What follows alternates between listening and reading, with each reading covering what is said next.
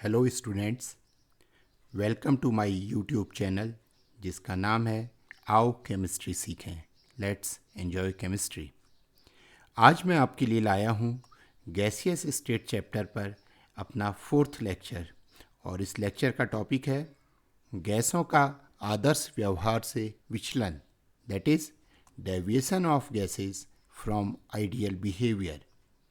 ये particular concept 11th, 12th और BSc के स्टूडेंट्स के साथ साथ जेईई और नीट की प्रिपरेशन करने वालों के लिए भी उपयोगी है। तो स्टूडेंट्स, आओ केमिस्ट्री सीखें। Let's enjoy chemistry. चलिए इसकी शुरुआत करते हैं एक बेसिक लेकिन बहुत इम्पॉर्टेंट कॉन्सेप्ट से, जिसका नाम है आइडियल गैस इक्वेशन, अर्थात आदर्श गैस समीकरण। जैसा कि हमने अपने पहले लेक्चर में पढ़ा था कि बॉयल्स लॉ, चार्ल्स लॉ और एवोगैड्रोज लॉ गैसीय व्यवहार के 3 इम्पॉर्टेंट एम्पिरिकल लॉज हैं। आइए एक नज़र डालते हैं इन तीनों लॉज पर। बॉयल्स लॉ के अनुसार volume of gas is inversely proportional to pressure on the gas provided amount and temperature of the gas are kept constant. Boyle's law कहता है कि गैस का आयतन उस पर लगने वाले दाब के व्युत्क्रमानुपाती होता है, जबकि गैस की मात्रा और ताप निश्चित हों। इसी तरह से चार्ल्स लॉ के अनुसार volume of the gas is directly proportional to its absolute temperature. Gas का आयतन उसके परम ताप के समानुपाती होता है, और अवोगाद्रो के नियम के अनुसार गैस का आयतन गैस की मात्रा के समानुपाती होता है। अगर हम इन तीनों लॉज को कंबाइन करके लिखना चाहें तो कुछ इस तरह की एक कंबाइंड फॉर्म बनेगी, जहाँ पर V is directly proportional to N and T and V is inversely proportional to P। अगर इस समानुपात के चिन्ह को हम एक कांस्टेंट R से हटाएं तो इक्वेशन रीअरेंज करने पर बनती है PV is equal to nRT। इस पर्टिकुलर इक्वेशन को ही आदर्श गैस समीकरण या आइडियल गैस इक्वेशन कहा जाता है। So PV is equal to nRT is the ideal gas equation, और इस इक्वेशन में R is the universal gas constant, यानी कि सार्वत्रिक गैस नियतांक है। अब हम कुछ जानकारी प्राप्त करते हैं इस R यूनिवर्सल गैस कांस्टेंट के बारे में। इस इक्वेशन को इक्वेशन ऑफ स्टेट भी कहा जाता है। What is the value of R? अगर हम PV is equal to nRT को R के हिसाब से लिखें तो इक्वेशन कुछ बनती है R is equal to PV upon NT। और हम अपने पूर्व ज्ञान से जानते हैं कि एक एटमॉस्फेयर दाब और 273 केल्विन ताप पर किसी भी गैस का 1 मोल 22.4 लीटर आयतन घेरता है। 1 mole of a gas at 1 atmosphere pressure and 273 Kelvin occupies 22.4 liters of volume. So इस पर्टिकुलर सेंटेंस में P, V, N और T के मान दिए गए हैं। अगर हम इन चारों के मान प्रतिस्थापित करें तो हमें R का मान मिल जाता है, and R comes to be 0.0821 atmosphere litre पर केल्विन पर मोल। R का मान होता है 0.0821 एटमॉस्फेयर लीटर पर केल्विन पर मोल। हालांकि R के मान को जूल पर केल्विन पर मोल में भी व्यक्त किया जा सकता है, और इस यूनिट में R का मान आता है 314 जूल पर केल्विन पर मोल। यहाँ पर R के मान के बारे में डियर स्टूडेंट्स एक इम्पॉर्टेंट बात आपको बतानी है, और वह बात है कि R का मान किस पर निर्भर करता है। ये प्रश्न कई बार कॉम्पिटिटिव एग्जाम्स में पूछ लिया जाता है, और इस प्रश्न का उत्तर है R का मान विभिन्न वेरिएबल्स P, V, N और T के मात्रकों पर निर्भर करता है। Value of R depends on the units of measurements of pressure, volume and temperature. तो R के मान को हम एटमॉस्फेयर लीटर पर केल्विन पर मोल में व्यक्त कर सकते हैं, या अगर प्रेशर एटमॉस्फेयर के बजाय बार में नापा जाए तो R का मान बार में व्यक्त किया जा सकता है, दैट इज़ बार लीटर पर केल्विन पर मोल में व्यक्त किया जा सकता है। R के मान को जूल पर केल्विन पर मोल या अर्ग पर केल्विन पर मोल में भी व्यक्त किया जा सकता है। तो PV = nRT is the ideal gas equation, और इस आदर्श गैस समीकरण में R को सार्वत्रिक गैस नियतांक कहा जाता है। इसका मान निश्चित होता है, और यह मान यूनिट्स ऑफ मेजरमेंट्स पर निर्भर करता है। जैसा कि हमने पढ़ा, आइडियल गैस इक्वेशन 3 गैसीय नियमों नेमली बॉयल्स लॉ, चार्ल्स लॉ और एवोगैड्रोस लॉ का कंबाइंड फॉर्म है। इन्हीं में से एक बॉयल्स लॉ को हम कुछ डिटेल में डिस्कस करते हैं। According to Boyle's law, at constant temperature volume of a fixed amount of gas is inversely proportional to its pressure. Boyle के नियम के अनुसार निश्चित मात्रा की गैस का आयतन एक निश्चित ताप पर उस पर लगने वाले दाब के व्युत्क्रमानुपाती होता है, या V is inversely proportional to its pressure. Let us से ये एक बर्तन है जिसमें कोई गैस 100 लीटर वॉल्यूम में ली गई है। उस पर लगने वाला प्रेशर है 1 एटमॉस्फेयर, और गैस की मात्रा और उसका ताप निश्चित है। अब according to Boyle's law, P into V, जो कि यहाँ पे 1 एटमॉस्फेयर और 100 लीटर है, तो P into V will be 100।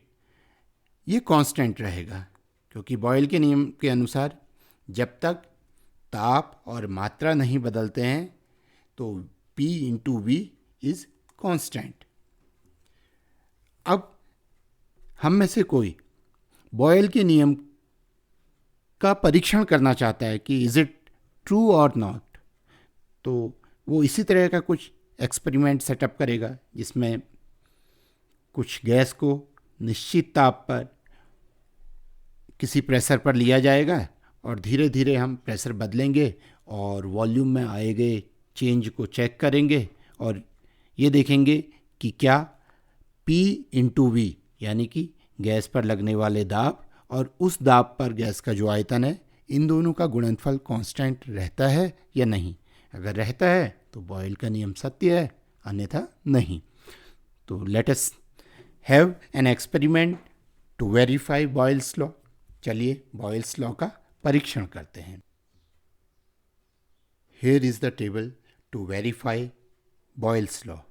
यहाँ पर कई सारे एक्सपेरिमेंट्स किए गए हैं, और इन एक्सपेरिमेंट्स के दौरान गैस के ऊपर अलग अलग प्रेशर्स लगाए गए। अकॉर्डिंगली उन प्रेशर्स पर गैस की निश्चित मात्रा ने जितना वॉल्यूम ऑक्यूपाई किया उसे लिखा गया, और फिर प्रेशर और वॉल्यूम का गुणनफल निकाला गया, और ये देखा गया कि जो ऑब्जर्व्ड P इंटू V है, क्या वह एक्सपेक्टेड P इंटू V के बराबर था। अगर हाँ, तो बॉयल्स के नियम का पालन हुआ है, अन्यथा नहीं।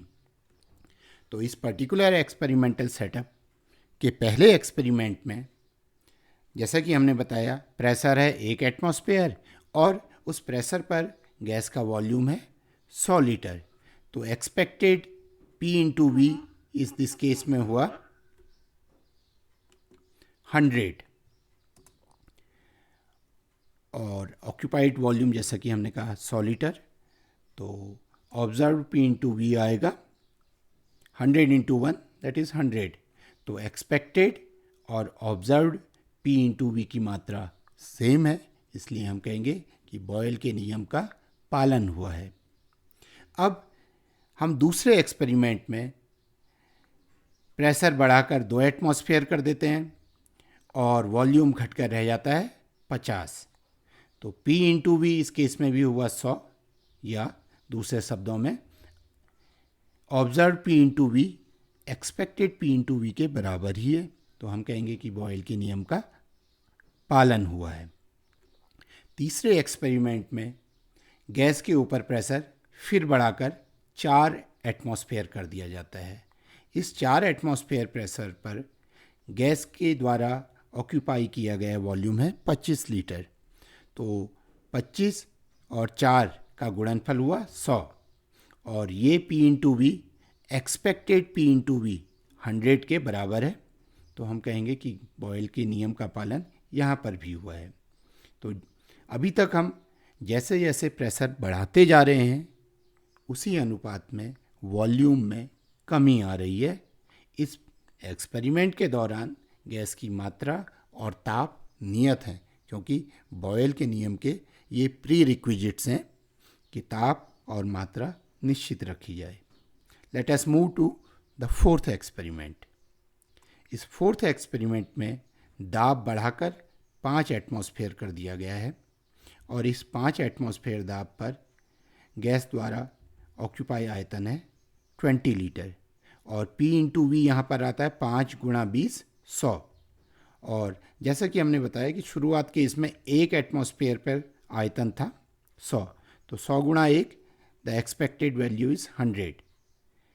This value will be same through out the experiments, और ऑब्जर्व वैल्यू भी इस केस में 100 है, जो कि एक्सपेक्टेड वैल्यू के बराबर है। तो हम कहेंगे कि हाँ, बॉयल के नियम का पालन हो रहा है, यानी कि जैसे जैसे गैस पर लगने वाले दाब में वृद्धि की जा रही है उसी अनुपात में गैस के आयतन में कमी आ रही है। 5वें एक्सपेरिमेंट में गैस पे लगने वाला दाब बढ़ाकर कर दिया गया 10 एटमॉस्फेयर, और आयतन घटते घटते 10 लीटर। P इंटू वी अभी भी कितना है? It is still 100। तो हम कहेंगे कि हाँ, अब भी गैस बॉयल के नियम का पालन कर रही है। छठे एक्सपेरिमेंट में प्रेशर बढ़ाकर कर दिया गया 20 एटमॉस्फेयर, दाब बढ़ने पर आयतन घटकर रह गया 5 लीटर। दाब और उसके संगत आयतन का गुणनफल अब भी है 100, यानी कि बॉयल के नियम का पालन हो रहा है। अब आप कहेंगे 6 एक्सपेरिमेंट्स हो चुके हैं and we are still getting same results. आप ठीक कह रहे हैं, फिर भी चलिए गैस पर और दाब बढ़ाते हैं। दाब बढ़ाकर कर दिया गया 25 एटमॉस्फेयर, और आयतन घटकर हो गया 4। दाब और उसके संगत आयतन का गुणनफल अब भी है 100, जो कि एक्सपेक्टेड था, क्योंकि P इंटू वी हमेशा कांस्टेंट रहता है, ऐसा बॉयल का नियम कहता है। तो अब भी बॉयल के नियम का पालन हो रहा है। 7वें एक्सपेरिमेंट में दाब बढ़ाते हुए कर दिया गया 40, और आयतन घट के रह गया 2.5 litre. Still Boyle's law is obeyed. In next experiment, pressure was increased to 50 atmosphere and volume of the gas decreased to 2 liter. P into V is still 100, और Boyle's law is still obeyed. अब दाब बढ़ाकर कर दिया गया 100 atmosphere, और आयतन घटते घटते आया 1.01। अब P इंटू वी आया 101, 1.01 इंटू 100, इन दोनों का गुणनफल आता है 101। ये कुछ ठीक नहीं हो रहा है। क्यों? क्योंकि बॉयल के नियम के अनुसार ये 100 आना चाहिए था, लेकिन ये आया है 101। तो साथियों, मजबूरी में हमें कहना पड़ेगा कि गैस बॉयल के नियम का पालन नहीं कर रही है। ये पर्टिकुलर डेटा जो कि एक्सपेरिमेंट नंबर 10 में मिला, इस तरह के डेटा 18वीं शताब्दी के अंत में और 19वीं शताब्दी के शुरुआत में वैज्ञानिकों को मिलने शुरू हुए। कब? जब गैस पर दाब बहुत अधिक बढ़ा दिया जाता है तो उस गैस द्वारा ऑक्यूपाई किया गया वॉल्यूम उतना नहीं होता जितना कि बॉयल का नियम कहता है। अगर इस 10वें डेटा में गैस बॉयल के नियम का अनुपालन कर रही होती तो वॉल्यूम आता 1, जबकि प्रेशर 100 एटमॉस्फेयर रहा होता, क्योंकि 100 गुणा 1 100 बनता, लेकिन ऐसा नहीं हुआ। तो हम कहेंगे कि यह पर्टिकुलर गैस 100 एटमॉस्फेयर प्रेशर पर बॉयल के नियम का अनुपालन नहीं करती है। जनरली वैज्ञानिकों ने देखा कि गैसें उच्च दाब पर, हाई प्रेशर पर बॉयल के नियम का पालन नहीं करती हैं। They deviate from Boyle's law. Dear students, विज्ञान में हमेशा ऐसे ही होता है और ऐसे ही विज्ञान तरक्की करता है कि एक पर्टिकुलर रिसर्चर किसी चीज़ को प्रपोज करता है, लेकिन बाकी साइंटिफिक कम्युनिटी आंख बंद करके उसे नहीं मान लेती है, बल्कि उसको जांचने परखने के लिए प्रयोग किए जाते हैं। और सत्य बात यह है कि ये जांचने के लिए प्रयोग किए जाते हैं कि उस दी हुई चीज़ को किस तरह से गलत साबित किया जा सके, क्योंकि after trial and testing only the pure science comes out. तो जब बॉयल के नियम में कुछ खामियां नज़र आने लगी तो वैज्ञानिकों ने, रिसर्चर्स ने चार्ल्स लॉ के वेरिफिकेशन को भी करना तय किया। According to Charles law, at constant pressure the volume of the fixed amount of gas is directly proportional to the absolute temperature. यानी कि निश्चित मात्रा की गैस निश्चित दाब पर ली जाए तो गैस का आयतन उसके परम ताप के समानुपाती होता है। अर्थात जैसे जैसे गैस का टेम्परेचर बढ़ाया जाएगा वैसे वैसे गैस के वॉल्यूम में भी वृद्धि होगी, ऐसा कहता है चार्ल्स का नियम।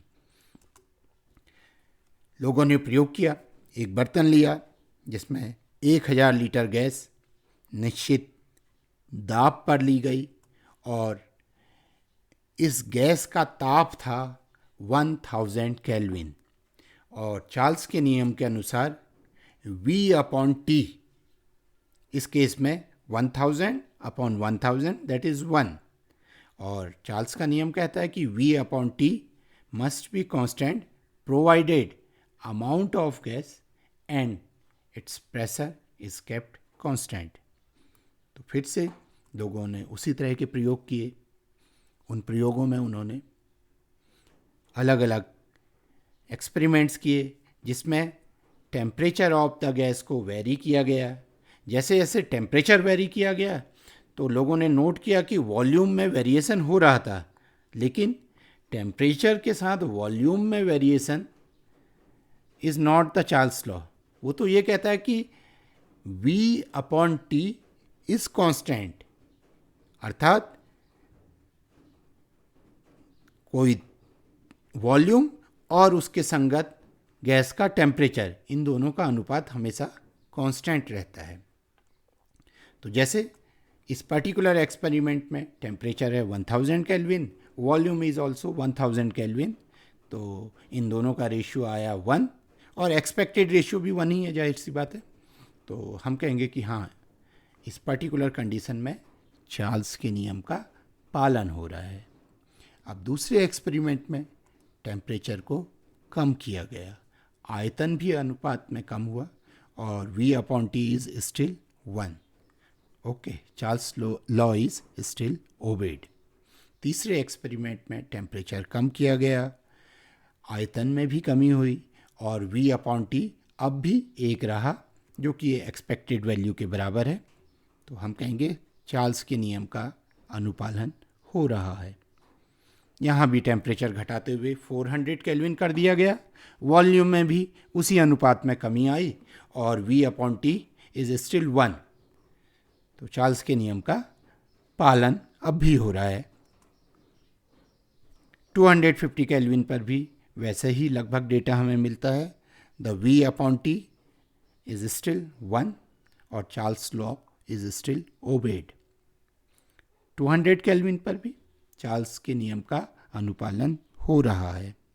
Even at 100 kelvin this gas is obeying Charles law. लेकिन क्या होता है जब टेम्परेचर घटाकर 50 केल्विन कर दें? अगर ये चार्ल्स के नियम का अनुपालन करती है तो वॉल्यूम भी कम होते होते 50 लीटर रह जाना चाहिए, क्योंकि तभी V/T 1 आएगा। लेकिन क्या होता है इस केस में? The volume is 51 not 50।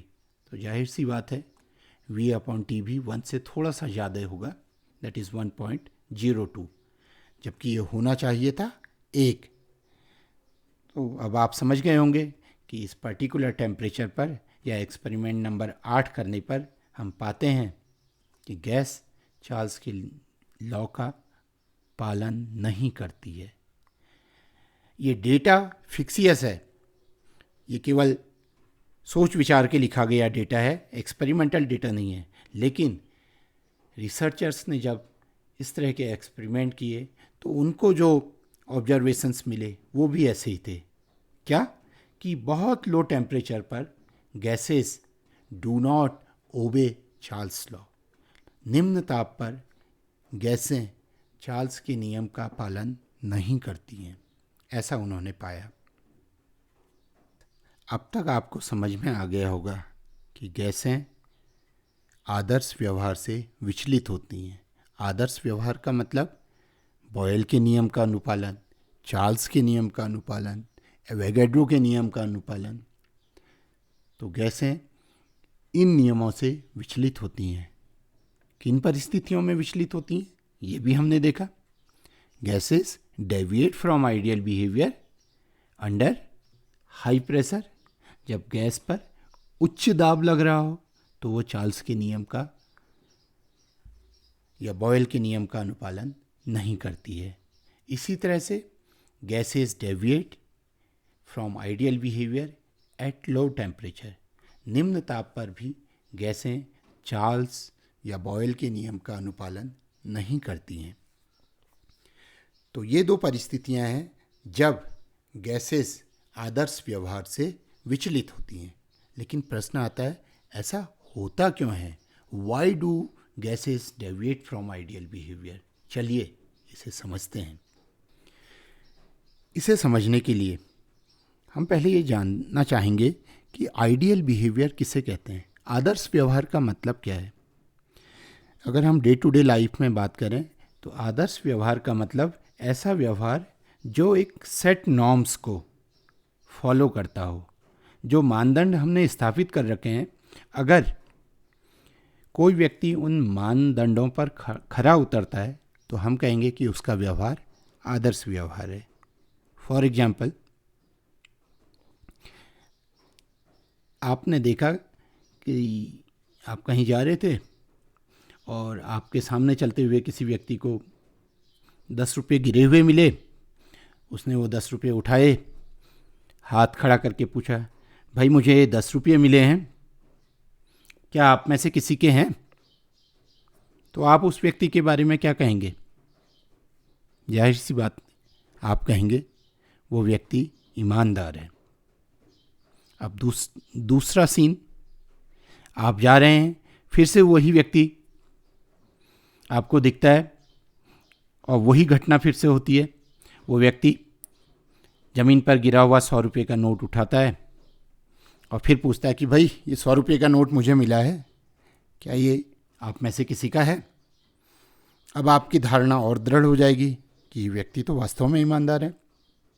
तीसरा सीन, वो व्यक्ति फिर से आपसे टकराता है, ज़मीन पे गिरा हुआ 1000 रुपये का नोट उठाता है और फिर से पूछता है, क्या आप में से ये किसी का नोट है? अब आपकी आंखें वास्तव में खुल जाएंगी, वाह ये तो वास्तव में ईमानदार आदमी है। चौथा सीन, वही व्यक्ति ज़मीन पे गिरा हुआ एक बंडल जिसमें 10,000 रुपये हैं उठा के बोलता है, मुझे 10,000 रुपये का बंडल मिला है, क्या आप में से किसी का है? अब आपको कोई संकोच नहीं रह जाएगा कि ये आदमी ईमानदार है।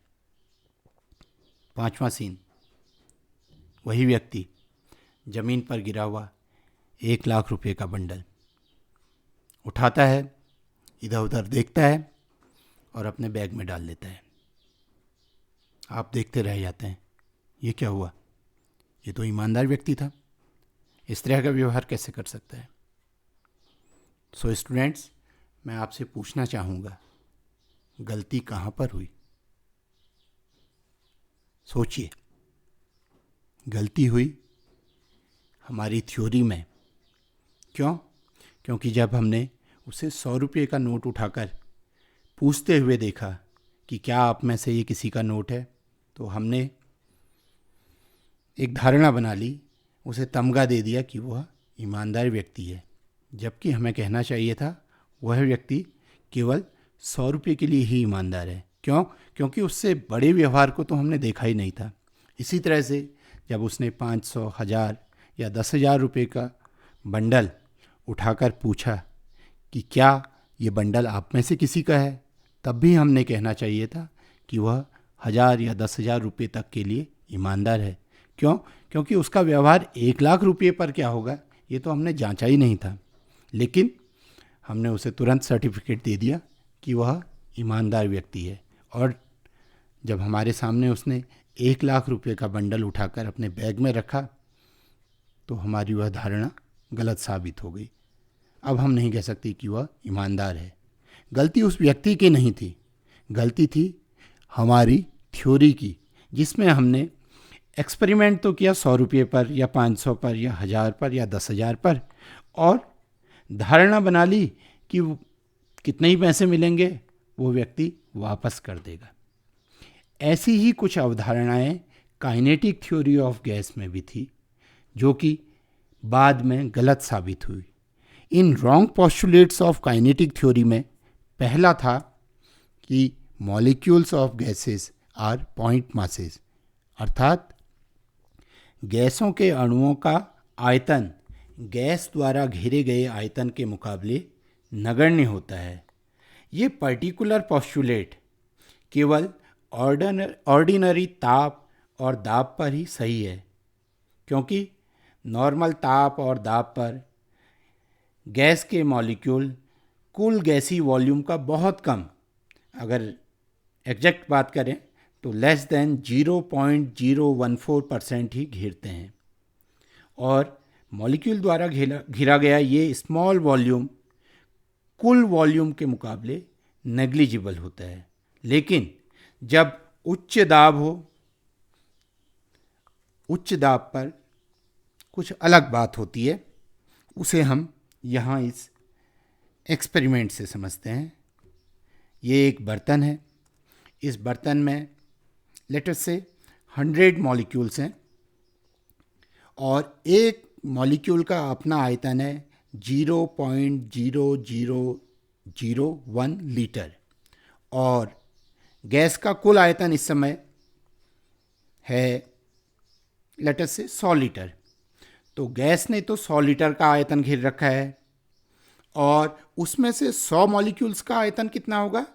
100 गुणा एक मॉलिक्यूल का आयतन, दैट बिकम्स 0.01 लीटर। तो गैस का कुल आयतन है 100 लीटर, उसमें से मॉलिक्यूल्स का अपना आयतन है 0.01 लीटर। तो हम कह सकते हैं कि गैस के कुल आयतन दैट इज़ 100 लीटर के मुकाबले 100 मॉलिक्यूल्स द्वारा अपना आयतन 0.01 नगण्य है, इट इज़ नेग्लिजिबल। तो हम कह सकते हैं कि इस केस में मॉलिक्यूल्स आर पॉइंट मासेस। लेकिन क्या होता है जब गैस के ऊपर दाब बढ़ाया जाता है? पहले एक्सपेरिमेंट में एक एटमॉस्फेयर दाब है, जैसे कि अभी हमने कहा, volume occupied by the gas is 100 litre, और इस 100 लीटर में से इन 100 मॉलिक्यूल जो कि इधर उधर फैल रहे हैं और पूरा 100 लीटर कवर कर ले रहे हैं, उनमें से मॉलिक्यूल्स का अपना आयतन कितना है? 0.01 लीटर। गैस ने तो घेर रखा है 100 लीटर, जबकि स्मॉल मॉलिक्यूल्स का अपना आयतन है 0.01 लीटर। तो कहा जा सकता है कि मॉलिक्यूल्स आर पॉइंट मास, क्योंकि वो गैस के कुल आयतन की तुलना में उनका अपना आयतन नगण्य है। लेकिन जब इसी गैस पर दाब बढ़ा दिया जाए, 10 गुना दाब करने पर आयतन घट के 10 लीटर रह जाएगा। 50 गुना बढ़ाने पर आयतन घटकर 2 ही लीटर रह जाएगा। और जब दाब बढ़ाते बढ़ाते 100 लीटर कर दिया जाए तो आयतन घटकर 1 लीटर रह जाएगा। दाब और बढ़ाया जाए, 200 एटमॉस्फेयर कर दिया जाए, तो यही 100 मॉलिक्यूल अब घटते घटते 0.5 लीटर में सिमट जाएंगे। और क्या होगा जब दाब बहुत ज़्यादा कर दिया जाए, अराउंड 1000 एटमॉस्फेयर, तो ये 100 मॉलिक्यूल घटते घटते 0.1 लीटर के ही वॉल्यूम में सीमित हो जाएंगे। अब इस विशेष परिस्थिति में जब 100 मॉलिक्यूल 0.1 लीटर में ही सिमट गए हैं, यानी कि गैस का कुल आयतन 0.1 रह गया है, जबकि मॉलिक्यूल्स का अभी भी आयतन वही रहेगा, क्योंकि मॉलिक्यूल्स आर इनकम्प्रेसिबल, उनका आयतन अब भी 0.01 लीटर ही होगा। अब इस पर्टिकुलर केस में एक्सपेरिमेंट नंबर 6 में गैस द्वारा घेरा गया कुल आयतन है 0.1 लीटर और मॉलिक्यूल्स का इसमें से आयतन है 0.01। तो अब अगर हम देखें, इन मॉलिक्यूल्स का आयतन गैस के कुल आयतन का लगभग 10% है। अब हम ये नहीं कह सकते हैं कि मॉलिक्यूल्स आर पॉइंट मासेस। क्यों? क्योंकि गैस के कुल आयतन का 10वां हिस्सा तो वो खुद घेर ले रहे हैं।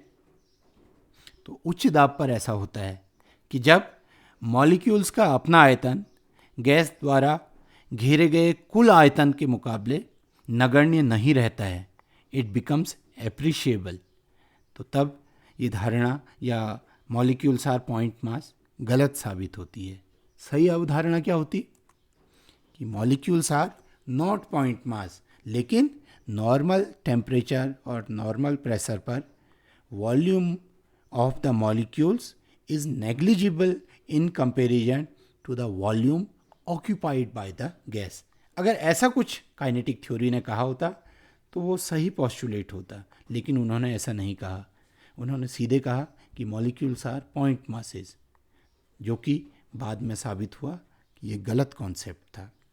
ऐसे ही एक दूसरा कॉन्सेप्ट भी काइनेटिक थ्योरी ऑफ गैस में था, जो कारण बना डेविएशन ऑफ गैसेस का, और वो सेकेंड रॉन्ग पोस्टुलेट था, there is no intermolecular interactions, अर्थात गैस के अणुओं के बीच में किसी भी तरह का आकर्षण या प्रतिकर्षण नहीं होता है। ऐसा कहा था काइनेटिक थ्योरी ने।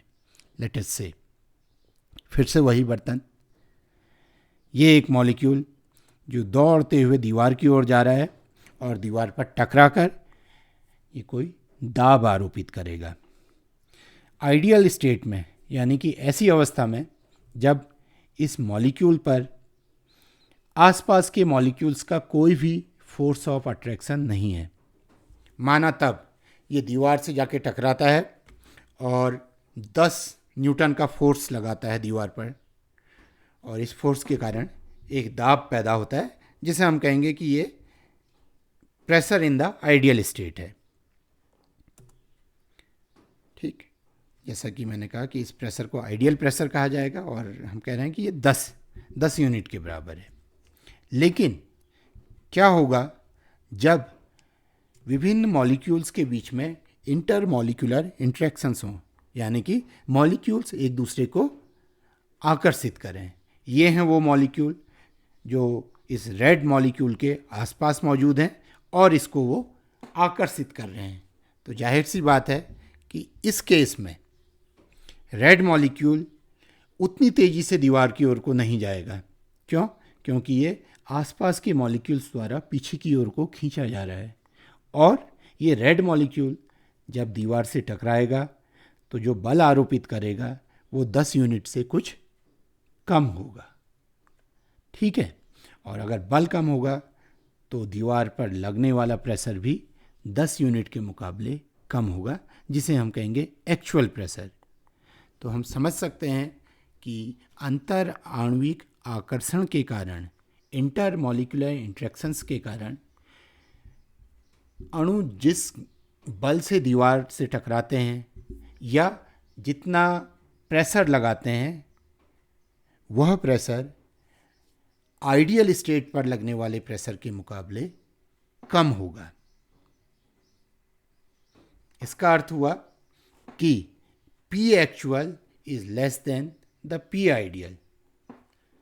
तो काइनेटिक थ्योरी ऑफ गैस को ये नहीं कहना चाहिए था कि there is no intermolecular interactions, बल्कि उन्हें कहना चाहिए था या उन्हें लिखना चाहिए था कि there are intermolecular interactions among the molecules, but these are prominent only at high pressure and low temperature। यानी कि गैस के अणुओं के बीच में आकर्षण बल होते हैं, लेकिन ये आकर्षण बल कब प्रभावी होते हैं? जब उच्च दाब हो और निम्न ताप हो। और अगर उन्होंने ऐसा कहा होता तो वो उच्च दाब और निम्न ताप पर गैसी व्यवहार को समझा सकते थे। तब हमें ये नहीं कहना पड़ता कि gases deviate from ideal behaviour at high pressure and low temperature. लेकिन काइनेटिक थ्योरी ने ऐसा नहीं कहा, इसलिए ज़रूरत पड़ी कि इस थ्योरी में कुछ सुधार किया जाए। अब तक आप लोग समझ गए होंगे कि हाई प्रेशर और लो टेम्परेचर पर क्या होता है। Why do gases deviate at high pressure and low temperature? दरअसल लो टेम्परेचर पर मॉलिक्यूलर स्पीड्स कम हो जाती हैं, अणुओं की गतिज ऊर्जा और अणुओं के वेग कम हो जाते हैं, और साथ ही साथ गैस द्वारा धारित किया गया आयतन भी कम हो जाता है। क्यों? क्योंकि V is directly proportional to absolute temperature. जैसे जैसे तापमान कम होगा, गैस द्वारा घेरा गया आयतन भी कम हो जाता है। और साथ ही साथ हाई प्रेशर पर मॉलिक्यूल्स बहुत नज़दीक आ जाते हैं, और जब मॉलिक्यूल्स बहुत क्लोज आ जाते हैं तो इनके बीच में लगने वाले आकर्षण बल प्रभावी हो जाते हैं। अब इन्हें नगण्य नहीं कहा जा सकता है। Intermolecular interactions can not be neglected at high pressure, और इन दो फैक्टर्स के कारण गैसेस हाई प्रेशर और लो टेम्परेचर पर आदर्श व्यवहार से विचलित होने लगती हैं। अर्थात तापमान कम होने के साथ साथ वॉल्यूम कम तो होता है, लेकिन बहुत कम तापमान पर वॉल्यूम में उस अनुपात में कमी नहीं आती है, क्योंकि मॉलिक्यूल्स इतने नज़दीक होते हैं कि अब वो इनकम्प्रेसिबल होने के कारण गैस के आयतन का एक निश्चित भाग घेरने लगते हैं। ऐसी दाब बढ़ाने पर वॉल्यूम में कमी आती है, लेकिन फिर से वही इनकम्प्रेसिबल मॉलिक्यूल्स होते हैं और आपस में आकर्षण होने लगते हैं, तो आदर्श व्यवहार से विचलन होने लगता है। जब ये तय हो गया कि गैसें बॉयल, चार्ल्स, एवोगैड्रो या PV = nRT को हर ताप और हर दाब पर फॉलो नहीं करती हैं, तब वहाँ से नए कॉन्सेप्ट आए, और वो कॉन्सेप्ट थे आइडियल गैस और रियल गैस के, कि आदर्श गैस क्या है और वास्तविक गैस क्या है। तो चलिए इनको भी हम देखते हैं, क्या है आइडियल गैस और रियल गैस। आइडियल गैस उस गैस को कहा गया जो PV = nRT को हर एक ताप और हर एक दाब पर फॉलो करती हो, या दूसरे शब्दों में ऐसी गैस जो बॉयल, चार्ल्स और एवोगैड्रो के नियम का पालन हर एक ताप और हर एक दाब पर करे, उसे आदर्श गैस कहा जाता है। जबकि रियल गैस PV = nRT का पालन करती है, लेकिन एक निश्चित ताप तक या एक निश्चित दाब तक ही ये पालन किया जाता है, और हाई प्रेशर और लो टेम्परेचर पर ये गैस PV = nRT से डेविएट हो जाती है, उसका अनुपालन नहीं करती हैं। ठीक, और वास्तव में कोई भी गैस आइडियल गैस नहीं है। जितनी भी ज्ञात गैसें हैं वो PV इक्वल टू nRT को फॉलो करती हैं, लेकिन ये अनुसरण नॉर्मल टेम्परेचर और नॉर्मल प्रेशर पर होता है। जब प्रेशर का मान बहुत बढ़ा दिया जाए या टेम्परेचर बहुत कम कर दिया जाए तो gases PV equal to nRT से डेविएट हो जाती हैं। इसलिए कहा जाता है कि कोई भी गैस आदर्श गैस नहीं है, सभी गैसेस रियल गैसेस हैं, लेकिन वो आदर्श व्यवहार दर्शाती हैं कब? जब तापमान और दाब नॉर्मल हो, अत्यधिक उच्च दाब ना हो या अत्यधिक निम्न ताप ना हो। तो all gases are real gases, no gas is an ideal gas. अच्छा, जब ये पता चला कि gases deviate from ideal behaviour, तो तब इस डेविएशन को समझाने के लिए वैज्ञानिकों ने, रिसर्चर्स ने एक नया फैक्टर इंट्रोड्यूस किया जिसे कंप्रेसिबिलिटी फैक्टर या संपीड्यता गुणांक कहा गया। इसे इंट्रोड्यूस किया गया था गैसों के विचलन को दर्शाने के लिए, और इसे जनरली Z से लिखा जाता है, और Z is equal to PV upon PV ideal. इसका अर्थ क्या हुआ, इसे समझते हैं हम इस टेबल से। इस पर्टिकुलर केस में अगर हम एक्सपेरिमेंट नंबर 1 देखें, P इंटू वी आइडियल तो होना चाहिए जो कि एक्सपेक्टेड PV है, दैट इज 100। तो Z का जो डिनोमिनेटर है P into V ideal it is 100, और जबकि P इंटू वी जो न्यूमरेटर है that is the observed P into V, और वो है दिस 100। तो पहले एक्सपेरिमेंट में Z का मान आएगा 100 अपॉन दिस 100 दैट इज़ 1, और जब जब Z का मान 1 आता है ये कहा जाता है कि गैस आइडियल बिहेवियर शो कर रही है। लेकिन अगर हम एक्सपेरिमेंट नंबर 10 पर जाएं तो Z का जो डिनोमिनेटर है P इंटू वी आइडियल वो आ रहा है 100, दैट विल बी 100, यानी कि एक्सपेक्टेड बिहेवियर तो 100 वाला था, लेकिन P इंटू वी जो ऑब्जर्व्ड आ रहा है दैट इज़ 101। तो इस केस में Z का मान होगा 101 divided by 100, that will be 1.01। तो Z का मान 1 से अलग है। तो हम कहेंगे इस 10वें एक्सपेरिमेंट में क्योंकि Z का मान 1 से अलग है इसलिए गैस आइडियल बिहेवियर से डेविएट कर रही है। तो compressibility factor represents deviation of gases from ideal behaviour. अगर गैस आदर्श है तो हर एक ताप और हर एक दाब पर Z का मान रहेगा 1। इस Z को दर्शाने के लिए और एक्सप्रेशंस भी यूज़ किए जा सकते हैं जो कि हैं Z is equal to PV upon nRT। और अगर n का मान 1 हो अर्थात 1 मोल गैस ली जाए और उस पर दाब लगाती जाए और देखा जाए कि वॉल्यूम में क्या कमी आ रही है, तो इस अनुपात को P into V m upon RT इसको भी Z कहा जा सकता है। तो Z को शो करने के लिए ये 3 अलग अलग एक्सप्रेशंस यूज़ किए जाते हैं, और Z का उपयोग आइडियलिटी से डेविएशन को प्रकट करने के लिए किया जाता है। Z is also represented in graphical form for various gases. Here are the representations. अगर इस तरह का ग्राफ देखें हम, यहाँ पर x एक्सिस पर लिया गया है प्रेशर और y एक्सिस पर है कंप्रेसिबिलिटी फैक्टर या Z। This is 1।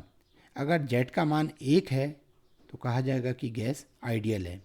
Let us सी, ये हाइड्रोजन गैस को अगर हम देखें तो लो प्रेशर पर, यहाँ जब प्रेशर रेंज लो है फ्रॉम 1 to 20, इस Z का मान 1 के आसपास रहता है, तो हम कहेंगे कि hydrogen shows ideal behaviour only up to pressure 20 और लो।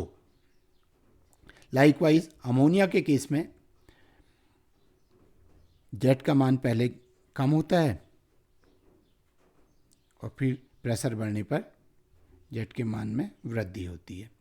तो हम कहेंगे कि अमोनिया गैस लो प्रेशर पर ही जेट के मान को एक नहीं दर्शाती है या लो प्रेशर पर ही ये डेविएट होने लगती है, और जैसे जैसे प्रेशर बढ़ता है it also keeps on deviating. Likewise CO और हीलियम गैसेस भी प्रेशर बढ़ने पर डेविएट करती हैं। ये जनरल ऑब्जर्वेशन है कि कंप्रेसिबिलिटी फैक्टर का मान 1 के आसपास तभी रहता है जब गैसों का दाब निम्न हो। जैसे जैसे गैसों पर दाब बढ़ता है उनके कंप्रेसिबिलिटी फैक्टर की वैल्यू 1 से कम या ज़्यादा होने लगती है, यानी कि प्रेशर बढ़ने पर gases deviate from ideal behaviour. तो ये था कंप्रेसिबिलिटी फैक्टर। अब बात आती है कि इस लेक्चर से आप क्या सीख कर जा सकते हैं। तो here are the take home. पहला, आइडियल गैसेस PV = nRT को हर ताप और हर दाब पर फॉलो करती हैं, लेकिन कोई भी गैस आइडियल गैस नहीं है। All are real gases. और गैसेस हाई प्रेशर और लो टेम्परेचर पर आइडियल बिहेवियर से डेविएट करती हैं। ऐसा इसलिए होता है क्योंकि गैस के मॉलिक्यूल्स पॉइंट मास नहीं है, उनका अपना निश्चित आयतन होता है, और गैसेस मॉलिक्यूल्स के बीच में इंटरमॉलिक्यूलर इंटरेक्शंस होते हैं, लेकिन ये केवल उच्च दाब और निम्न ताप पर ही प्रभावी होते हैं। इसलिए गैसेस आइडियल बिहेवियर से डेविएट करती हैं। किसी आइडियल गैस के लिए कंप्रेसिबिलिटी फैक्टर्स का मान हर ताप और हर दाब पर 1 के बराबर होता है। These are the take home from this lecture. Hope you understood the concept of deviation of gases from ideal behavior.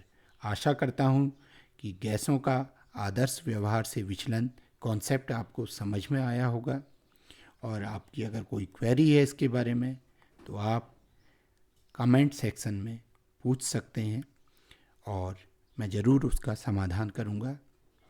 Stay home, stay safe, keep watching my channel जिसका नाम है आओ केमिस्ट्री सीखें, let's enjoy chemistry. Thank you.